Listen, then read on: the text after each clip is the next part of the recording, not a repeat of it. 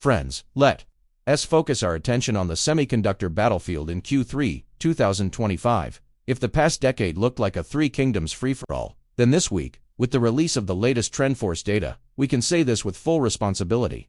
The war is over. In this report, viewed by Wall Street as an industry verdict, one shocking number is reshaping the global tech landscape. According to the data, TSMC's global foundry market share has officially broken through 71%. Meanwhile, in the corner of the same table, the once dominant Korean giant Samsung has shrunk to a pitiful 6.8%. As for Intel, the former blue-chip king, its foundry business is now so small, you need a magnifying glass to find it under others. What does this mean? It means Samsung and Intel combined don't even add up to a fraction of TSMC. In 2026, the global semiconductor industry is no longer a three-way contest. It has turned into a brutal game of one giant versus a crowd of dwarfs. But pay close attention. If you think this is just a victory of process nodes, if you believe TSMC won because of 2 nanometers or 3 nanometers, you are falling into a massive cognitive trap.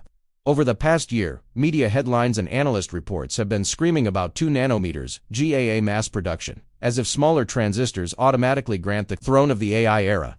Yes, TSMC's N2 node is ramping on schedule in Kaohsiung and Hsinchu, with yields crushing competitors.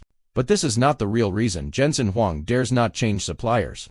This is not why Wall Street keeps kneeling and wiring money to TSMC. What truly terrifies NVIDIA, AMD, and Apple, forcing even trillion-dollar giants to bow their heads, is a technology that sounded miserable, unglamorous, and borderline low-end for the past 50 years. Advanced packaging. Let's reset the mental framework. In the old semiconductor narrative, manufacturing was split into front-end and back-end. Front-end was the art of carving silicon with lithography, TSMC's sacred territory, with sky-high margins. Back-end was packaging, putting the chip in a shell, connecting wires, making sure it doesn't break. In industry slang, this was packing parcels, low-tech razor-thin margins, often around 10%. That's why, for a long time, TSMC didn't even bother. It outsourced everything to companies like Ace. But times changed. When Moore's law slammed into physical limits, when shrinking transistors stopped delivering performance, the former delivery guy transformed into the gatekeeper of global AI. As early as 2011, Morris Chang smelled danger. He made a decision everyone mocked at the time, sending TSMC's top PhDs to do this dirty, exhausting packaging work. 15 years later, that decision has turned into a pair of vibranium handcuffs locking NVIDIA in place. Understand this, and TSMC's terrifying financials suddenly make sense. This week, TSMC reported a 62.3% gross margin. Pause for 1 second. This is manufacturing. This is a heavy asset business that builds fabs, buys equipment, and eats massive depreciation. In manufacturing, 30% is excellent, 40% is elite. 62.3%, that's daylight robbery, perfectly legal.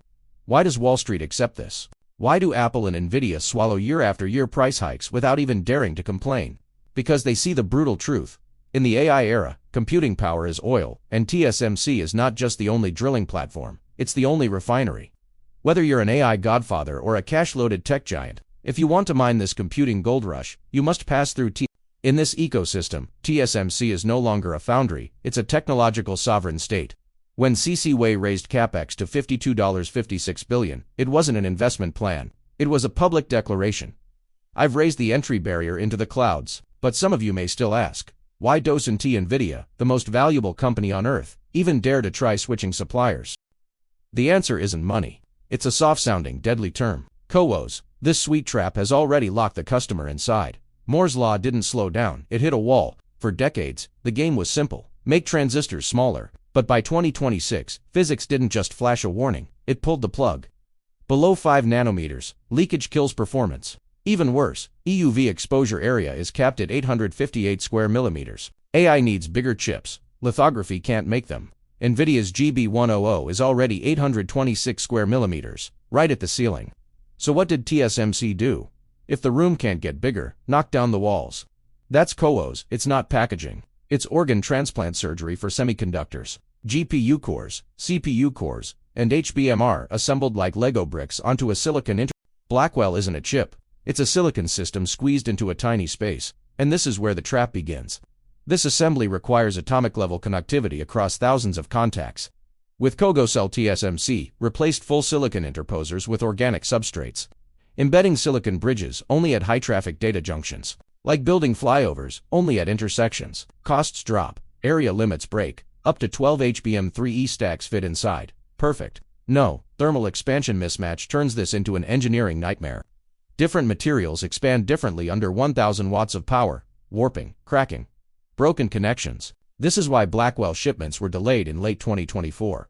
Globally, only one company solved this yield problem, only TSMC, which creates a physical lock-in loop.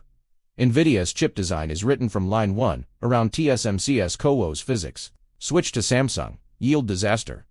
Switch to Intel. They're still stuck in their own foundry swamp. Result, NVIDIA is forced to take over 70% of TSMC's CoWoS capacity. This looks like NVIDIA's strength. In reality, it's TSMC's chess move. Supply and demand are reversed. TSMC doesn't follow NVIDIA's demand, NVIDIA follows TSMC's supply. C.C. Wei doesn't hold a production plan. He holds the oxygen valve of global AI. This is the sweet trap. CoWoS gives NVIDIA unmatched performance and welds its fate to TSMC's production line. This is no longer a contract. It's an irreversible silicon marriage. So when TSMC announced $56 billion capex and hinted at more price hikes, Jensen Huang didn't complain. Because he knows, only one company on Earth can turn his designs into reality. But what about Samsung and Intel? They're not waiting to die. Samsung bet on panel-level packaging. Intel bet on glass substrates. Two bold moves. Two investment traps. Trap 1. Samsung's cheap bundle, panel-level packaging slashes cost. Samsung bundles GPU Foundry plus HBM plus packaging. Sounds unbeatable, but AI isn't about cost, it's about risk. A Blackwell chip sells for $30,000 plus, saving $50 on packaging while risking total failure. No rational buyer does that. In an AI arms race, certainty beats cheap. That's why Samsung stays marginal, and why 6.8% market share is Wall Street's verdict. Cheap isn't an advantage, cheap is a sin. Trap 2.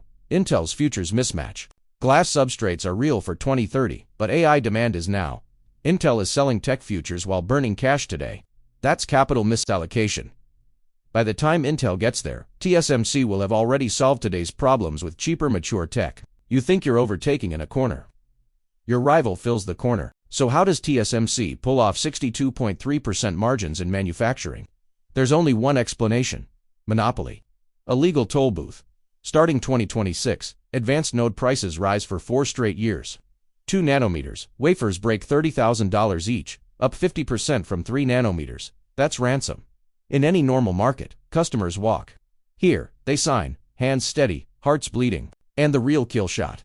$56 billion capex, 70 to 80% into advanced process and packaging. This is a capital Berlin Wall. Samsung and Intel can't even afford to play. TSMC builds a perfect flywheel. High margins gives higher investment, gives stronger monopoly. For investors, this means one thing: stop viewing TSMC as a cyclical stock. Wall Street now treats it like AI-era US Treasuries, the OPEC of computing power. Its margin is the tech world's base inflation rate. In a K-shaped world, at the top TSMC and its engineers, at the bottom, everyone else. But retail investors aren't powerless. Follow the water carriers. Advanced packaging backups, critical materials suppliers, hidden champions with massive optionality. TSMC eats the meat, they drink the soup, and that soup can be a 10x. The semiconductor Three Kingdoms era is over. TSMC has declared itself the technological sovereign. If you can't board its arc, at least grab the lifeline, the supply chain. Follow ultra bull macro in this era of computing inflation. I'll be your scout for hidden champions. See you next time.